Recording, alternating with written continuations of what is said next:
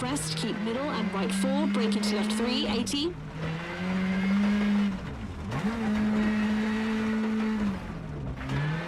Left 6, keep into right 3, small cut, and left 2, 50. Around this time last year, I reviewed this game's predecessor. As the name suggests, that would be WRC9.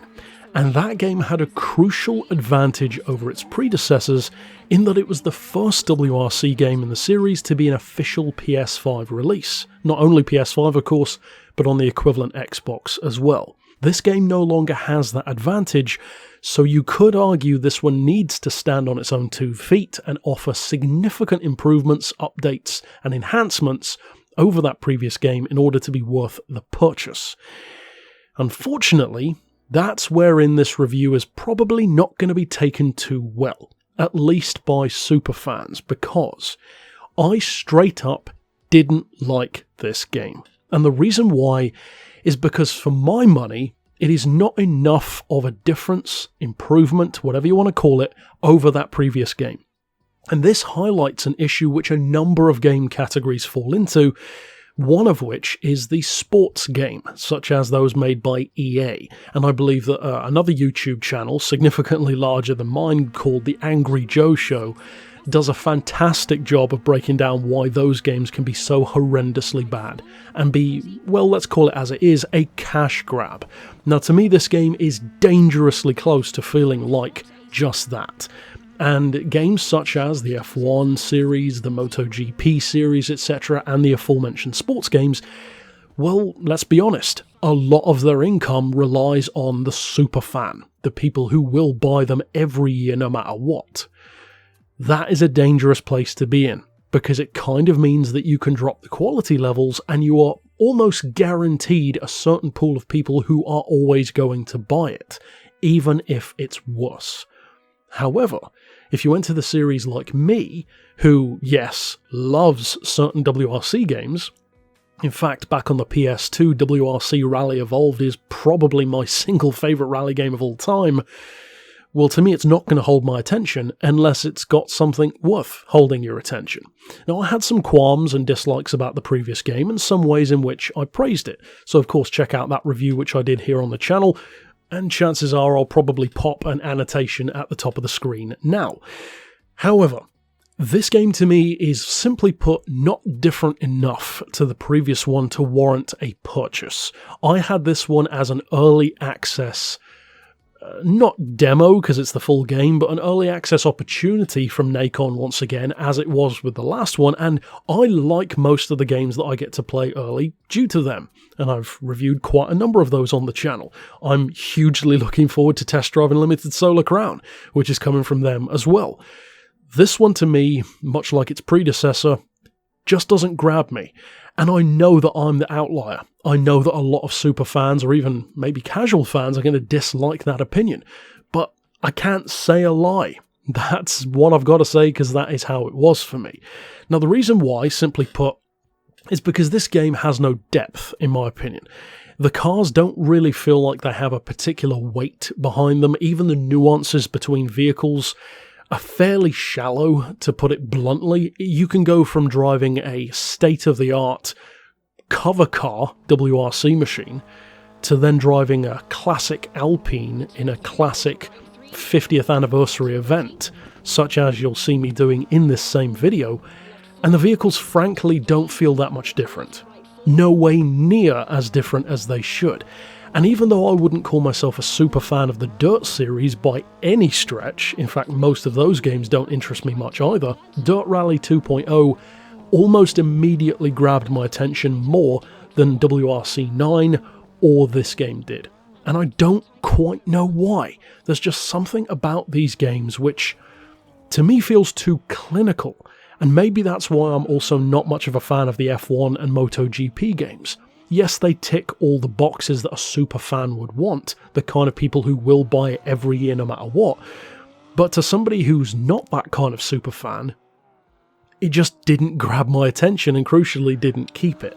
Now, the physics have changed between this game and the previous one. I actually do prefer the physics in this one, but I wouldn't call them more realistic by any stretch. In fact, I find them oddly unrealistic in terms of how the cars actually perform, even in comparison to games which are much older. Even the aforementioned games like WRC4 and WRC Rally Evolved way back on the PS2, the cars had more of a feeling of heft to them when you throw them through a corner, and I think unfortunately a lot of this is due to stuff like camera work. It's something which is easily overlooked, but maybe it's because I'm also a huge fan of cinema. I do notice things like that, and to me the camera, the way it follows the car, the way it's attached or detached or floating, the way it interacts with the vehicle, the terrain, the environment, it matters a massive amount. Arguably just as much sometimes as the physics do. As an example, consider the difference between Forza doing 200 miles an hour and Gran Turismo doing 300 miles an hour. In Gran Turismo, 300 miles an hour feels like you're barely breaking motorway speed. In Forza, the camera is blurry, the car is shimmying around, it's a feeling of speed. And that is nothing to do with the physics, it's the camera work. Something about the camera work in this game and the previous one, it's just lifeless to me. Now, in the grand scheme of things, that's far from being my only issue, but it's a glaring one which I always have a problem with. Now, one piece of praise that I will give this game, to actually address something which I said in my review for the 9th game, is that they seem to have fixed the snap oversteer point of no return, as I called it in that review. That feeling where a car gets to a certain point, within a drift, if you will, where you can't save it anymore, and the car just spins around backwards and faces the wrong way. I found that very annoying in the 9th game. That is mostly, if not completely, gone here. The problem is, it's almost like they dialed it completely the opposite way. The cars feel numb, almost. And I'm sure that if you play it on a next-gen console compared to this console, if you choose to play on a wheel or a pad, all of these kind of changes and personal preferences will make a difference. But this game needs to stand on its own. Just because it's available on a PS5 doesn't mean that the PS4 should be a lazy, cut down or somehow hollow version in comparison. So yes, I absolutely hope that the PS5 or Xbox Gen S, for example, does feel great. I hope it does feel even better, look even better, sound even better for the players. But the core game isn't going to change that much, or at least it shouldn't.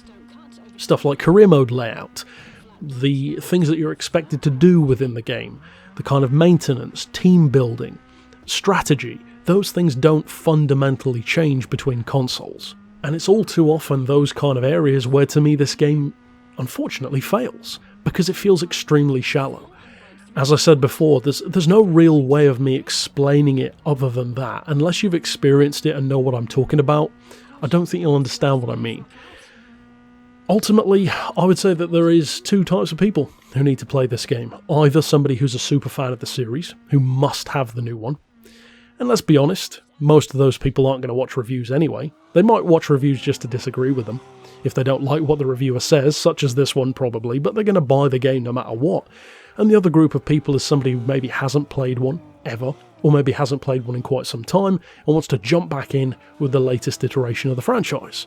Those two people sure should go out and buy it. For the rest of us, myself included, I would not call this an essential purchase by any stretch. And in fact, I would go so far as to say that if you want essentially 95% of this game's core experience when it comes to graphics, cars, locations, for the majority of the time physics, camera work, and even strategy-based thinking, down to the point where it even has essentially the exact same menu layout but from a different camera angle, well then why not buy WRC9 for probably a significantly lower price?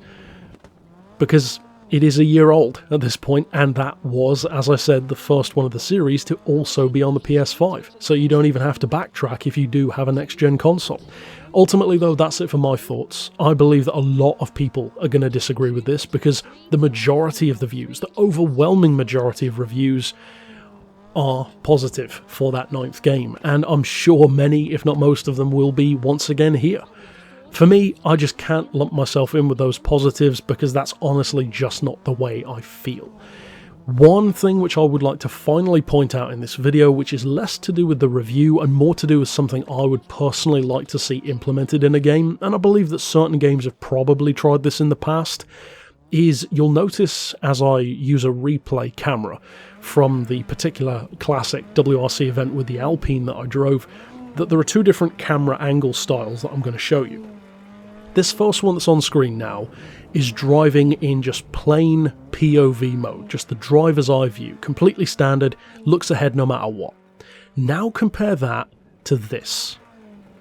Now some of you will immediately notice a difference. The difference is because I am now physically controlling the driver's head with the analog stick of a controller. And it makes it, to me at least, that much more immersive. It makes the movements of the driver and even the feeling of the car's weight shifting that much more authentic and that much more immersive. That is what I'm talking about when I'm talking about the camera making such a massive difference to a gameplay experience. And for some weird reason, a lot of more recent racing games are getting camera modes strangely wrong. They're becoming stiff, dull, strangely placed, and awkward to edit to your personal preferences. And I don't know why so many games are starting to do that, because it's really annoying me at this point. Racing games used to have great camera modes, and maybe it's just my nostalgia talking, but I can go back to a lot of older games and the camera feels perfect. The way the car swings around through corners, the closeness of the camera to the car, and we had far fewer things that we could physically change as the player. You were essentially given what you had and that was what you played with. But for the most part, it was set up well. Now we have more options than ever, and I can't find an option that I like. It's somewhat ironic. But overall, that's it for my thoughts. That was just something which I wanted to add on to the end. So, as I said, drop your thoughts down below. Did you like or dislike the game? How does it compare for you to the previous one in the franchise? Drop those thoughts down below in the comments. And of course, check out that review along with stuff like my review for Dirt 2.0, etc. if you haven't watched those already. But for now, that's it for this review. I'll see you next time. And for now, as always, thanks for watching.